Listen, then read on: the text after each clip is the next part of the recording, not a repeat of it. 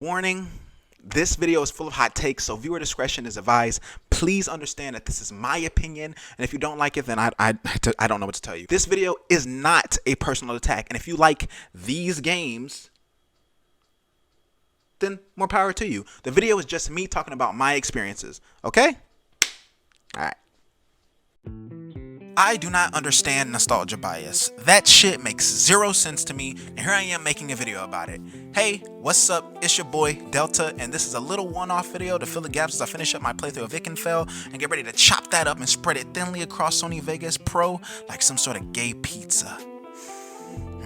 Let me set the table for you. So, I am a game critic. I know, I'm attempting to break through a very, bad career choice, but this is something I love, and because of it, I've played a lot of games. A lot of games. I played new games, old games, games that aren't even out yet, indie games, classics, porn games, gay games, straight games. I played so many games that my thumbs are literally just fucking joysticks at this point. I love games, but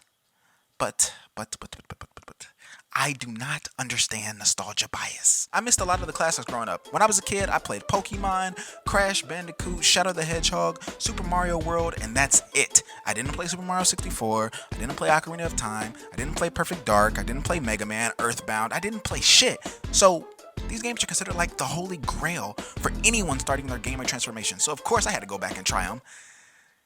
And I don't get it. Super Mario 64 is one of the best games of all time. People never stop shutting the fuck up about this game. They talk about how this defined 3D platforming and how Mario feels so great to control, and this game is still the best game of all time. And to all of that I say, I played Super Mario 64 3 times. The first time was on an actual Nintendo 64 because my roommate had one in college. The second time was through emulation because I don't know about y'all niggas, but I have normal hands. So how the fuck do I, how am I supposed to hold this? And the most recent time, I played it on my Nintendo Switch with the Super Mario 3D All-Stars collection. All 3 times I played this game, I walked away from it feeling the exact same way. How is this game good?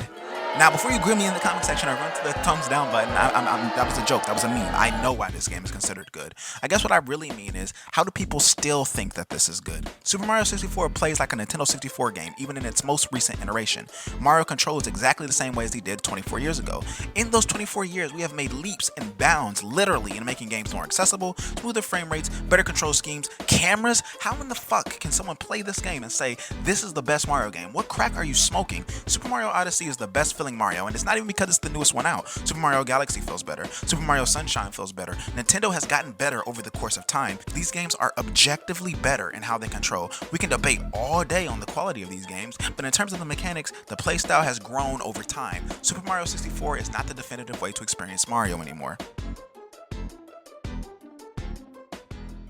I can't believe we are still debating this. Breath of the Wild is the best Zelda, period. It controls the best, it doesn't have dumbass platforming puzzles without a designated jump button, it's not linear, there's no extensive hand holding, it has the best exploration. Then people whine, it's not Zelda, it's not Zelda. No shit, it's not Zelda, it's better Zelda. Breath of the Wild has its flaws, the story is lacking, the combat is broken and easy to manipulate, but holy fuck, Zelda is not about its combat, or even its story, it's about the adventure. No Zelda game, no open world game has any moments that even come close to climbing Satori Mountain for the first time, or seeing the dragons in the overworld. You see that mountain? You can go there. Get to climbing. I just don't get nostalgia bias gamers. I just don't get why nostalgia bias gamers are just so fucking disingenuous and they straight up lie about games they like. I just don't get it, dude. I can think of too many games with perfect scores because fanboys just can't admit that their games have flaws.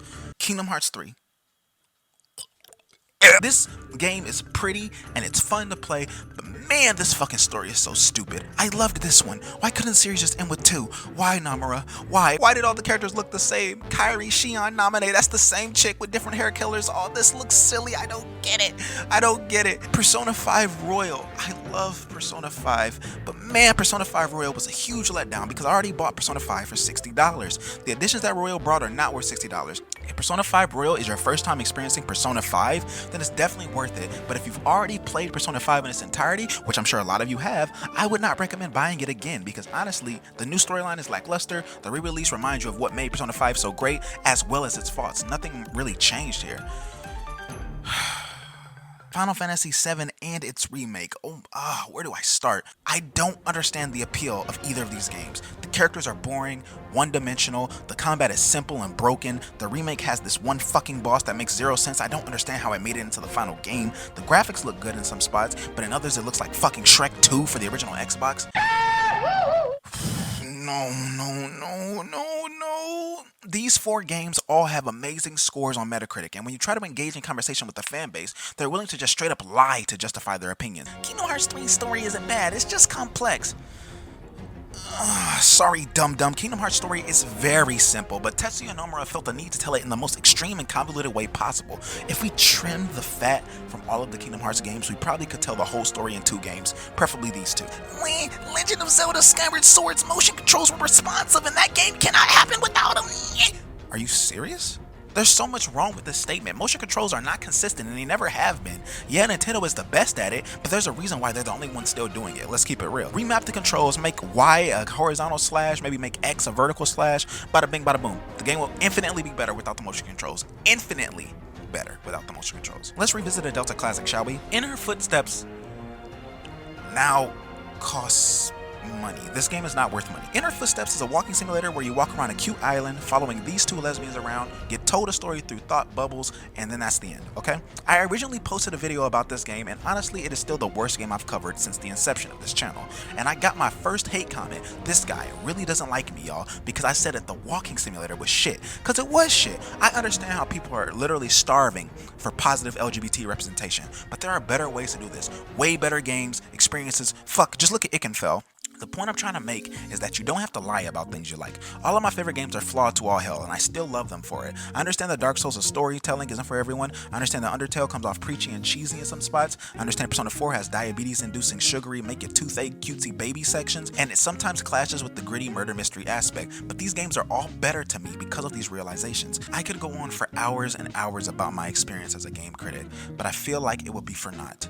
It's okay to like hated games. It's okay to like old games. It's okay to like mainstream games, but you don't have to lie about your favorites. Some games are outdated. Some games are so bad they're good. It's okay to discuss these things respectfully. Hell, I know that a lot of this is all subjective, but when we're talking about things that we can definitely objectively analyze, such as controls and how responsive something is, and you just straight up lie and say that a game has responsive controls when you know it doesn't. Like, come on, dude, for real?